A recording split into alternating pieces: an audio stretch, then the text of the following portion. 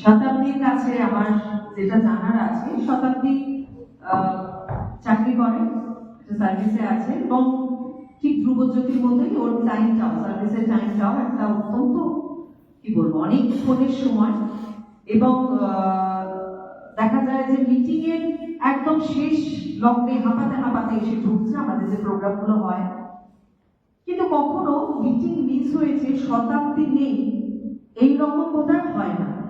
আর ঠিক জয়জিতের মতোই কিছুটা ওর ক্ষেত্রেও বলতে পারি, কোনো দায়িত্ব দিলে, বিশেষ করে ডিজিটাল প্রোগ্রামের কোনো দায়িত্ব দিলে নিশ্চিন্তে থাকি যে শতাব্দী ওটা ঠিকঠাক মতো করে দিতে পারবে। কোনো ভিডিও শেয়ার করা হোক কি কোনো ছবি শেয়ার করা হোক, পাওয়ার প্রেজেন্টেশন হোক, এভরিথিং।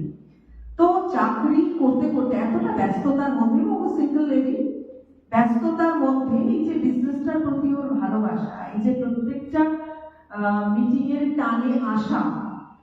প্রথম প্রশ্ন হলো কেন, কিসের থেকে মোটিভেশন পায়। দ্বিতীয় প্রশ্নটা একসঙ্গেই করে নিই, সেটা হলো যে একা বিজনেসটা বিল করছে, মানে বুঝতেই পারছেন মিটিং এ আসছে, রাত হচ্ছে, বাড়ি ফিরতে। তো এই যে একটা বিজনেস, এখানে অনেক মানুষ, তার মধ্যে আসা, কখনো ওর মানে এখানকার কালচার, ডিসিপ্লিন, এই জায়গাগুলো ওর কেমন লেগেছে, মানে কখনো কোনো অস্বস্তি বোধ এরকম কি কখনো হয়েছে, বা ওর বাড়ির মানুষরাও যে ওকে একদম নির্দ্বিধায় ছেড়ে দিচ্ছে, হয়তো কোনোদিন মিটিং থেকে রাত 10টা 10:30 কেউ বাড়ি ফিরছে মিটিং অ্যাটেন্ড করার পর, এই জায়গাটা বাড়ির সাপোর্টটা যে পাচ্ছে, সব মিলিয়ে কিছুটা একটা কারণ আছে, তাই না? কেন? থ্যাংক ইউ সাগরিকাদি, খুব ভালো প্রশ্নগুলো আমার জন্য। তো প্রথম বলি, চাকরির পরেও হন্তদন্ত করে কেন এখানে আসা, এই ভালোবাসাটা কেন, সেটা বলতে গেলে বলতে হয় যে চাকরিটা যখন শুরু করেছিলাম তখন অনেক আশা নিয়ে শুরু করেছিলাম, ভেবেছিলাম এর থেকে অনেক কিছু করে ফেলবো হয়তো, কিন্তু আস্তে আস্তে যত দিন পেরিয়েছে বুঝতে পেরেছি ওটা সেই জায়গা না আমার স্বপ্ন পূরণের। এটা বুঝেছি যে ওটা হয়তো সাময়িক আমার কাজগুলো বা আমার ছোট ছোট যে নিত্যদিনের প্রয়োজন ওইটুকুটাই মেটাতে পারবে, তাও কখনো কখনো সেটাও পারে না। কিন্তু আমার এই বিজনেসটা সেই জায়গাটা পারবে কিভাবে না, আমি চাকরিতে যাই যখন তার আগে অনেক হন্তদন্ত করে রেডি হয়ে বেরোলাম, ওখানে প্রায় পুরো চাকরিতে যাওয়া আসা নিয়ে 10 থেকে 12 ঘন্টা সময় ওখানে চলে গেল। যে টাইমটা কখনো বলা হয় তার আগে এসো, যে টাইমটা কখনো বলা হয় আরো একটু থাকতে হবে, এই কাজটা বাকি আছে। এবং ওখানে আমার এডুকেশন কোয়ালিফিকেশনের উপরে কিন্তু চাকরির মাইনেটা নির্ধারিত হয়, এবং ওখানে আমি কত বছর চাকরি করছি তার সেই এক্সপিরিয়েন্সের উপরে আমার মাইনেটা নির্ধারিত হয়। কিন্তু এখানে আমি জানি যে আমি কিন্তু চাইলেই আমি মানে এখান থেকে ওই মাইনের তো 5 গুণ 10 গুণ ছেড়ে দিন, আনলিমিটেড রোজগার আমি করতে পারবো। এখানে আমার কোনো সীমা নেই, কেউ আমাকে কোয়ালিফিকেশন দিয়ে আটকাবে না, কেউ আমাকে সময় দিয়ে আটকাবে না, কোনো কিছু দিয়ে আমাকে আটকাবে না।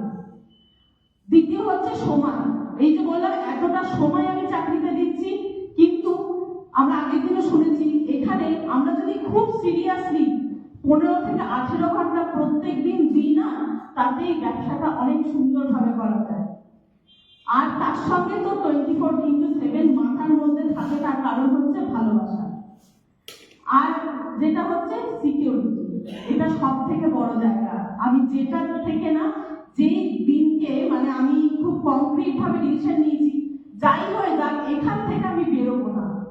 আমার জীবনে এমন একটা সময় এসেছিল যখন আমি দেখেছি যে আমি নিজে জানি না আমি কোন অবস্থায় রয়েছি, আমার ইনকাম আদৌ আমি ভবিষ্যতে কোনো রোজগার করতে পারবো কিনা, আমি চাকরি করতে পারবো কিনা, ইভেন এটাও আমি কোনোদিনও বিছানা থেকে উঠে বসতে পারবো কিনা। ভাগ্যিস ভগবান, আমি বলি এখানে অনেকেই বলেন যে হ্যাঁ সত্যি ভগবানের দান এটা আমার কাছে, যে আমি তার আগে ব্যবসাটা শুরু করেছিলাম, এবং তখন কিন্তু এরকম হয়েছে আমাকে উইদিন ওয়ান ডে আমাকে চাকরিটা ছেড়ে দিতে হয়েছে, রেজিগনেশন বাড়িতে শুয়ে উপর হয়ে শুয়ে শুয়ে আমি রেজিগনেশন লেটার দিয়েছি। কিন্তু আমার কাছে ব্যবসাটা যেহেতু ছিল, তখন কিন্তু খুব বড় না হলেও আমার ফোনের বিল, আমার কিছু সাপ্লিমেন্টের খরচ কিন্তু আমি তখন এই ব্যবসা থেকেই দিতে পেরেছি। যার জন্য অনেক সময় ভুল করে বা হয়তো ভেতর থেকে হলেও আমি যখন লেকডাউন অ্যান্ড অফিসটা ক্রস করি না, আমি অজান্তে এইভাবে প্রণাম করে ফেলি। বলি, এই যে সিকিউরিটি, এটা তো একটা বড় সিকিউরিটি, যে সিকিউরিটিটা চাকরি আমাকে কোনোদিনও দেবে না, বরং এই যে বলেই দিলাম, আর কিছু বলার নেই এই জায়গাতে। দ্বিতীয়, আরেকবার আমি চাকরি ছেড়েছিলাম নিজের সিকিউরিটির জন্য, পার্সোনাল সিকিউরিটি। কেন? আজকে আমি যখন এখানে আসি, এখানে একটা এত সুন্দর অ্যাসোসিয়েশন, কেউ মায়ের মতো, কেউ বোনের মতো, কেউ দিদির মতো, কেউ কাকার মতো, কেউ দাদার মতো, প্রত্যেকে কিন্তু একটা খুব সুন্দর সম্পর্কের মধ্যে আমরা থাকি। আমার মা বাবা বহুদিন এখানে এসেছে এবং দেখেছে যে এই পরিবেশটা কিরকম। তাই জন্য আজকে আমার যদি বাড়ি ফিরতে একটু রাত হয়, তারা জানেন যে আমি কোথায় আছি, তাদের সঙ্গে আছি। এবং প্রত্যেক দিন, এই যে বললাম না, এটা আমার আর একটা পরিবার।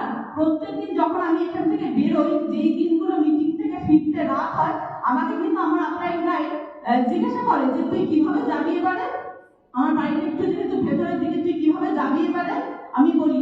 এবং শুধু আমাকে না, আমি দেখেছি সবাইকে জিজ্ঞেস করে, এবং এটাও বলেন উনি যে আচ্ছা গিয়ে কিন্তু একবার জানিয়ে। তো এটা আমার মনে হয় না আর কোনো অ্যাসোসিয়েশনে বা আর কোনো জায়গায় পাওয়া যাবে। Thank you.